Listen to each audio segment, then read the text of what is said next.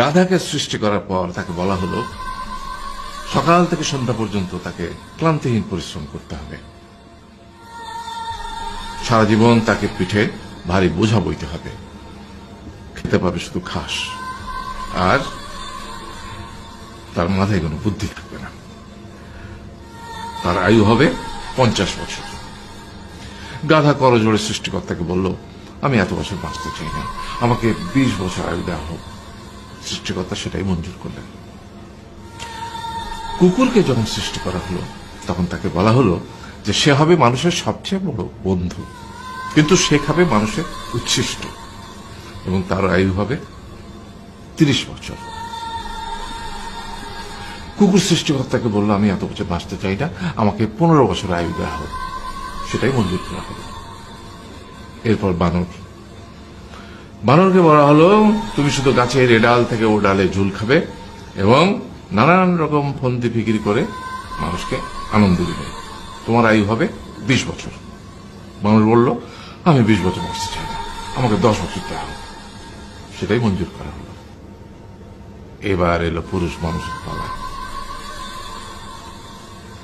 তাকে বলা হলো যে তুমি হলে প্রাণীকুলের মধ্যে সবচেয়ে বিচক্ষণ এবং বুদ্ধিমান, সেই জন্য তোমাকে প্রাণীদের শিরোমণি করা হলো এবং তোমার আয়ু হবে 20 বছর।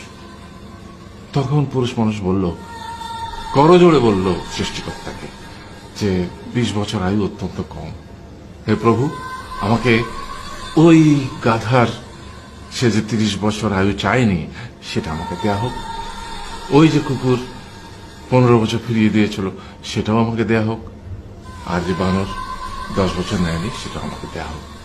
20 বছর অত্যন্ত কম, আমি দীর্ঘদিন বাঁচতে চাই। সৃষ্টিকর্তা সেটাও মঞ্জুর করলেন।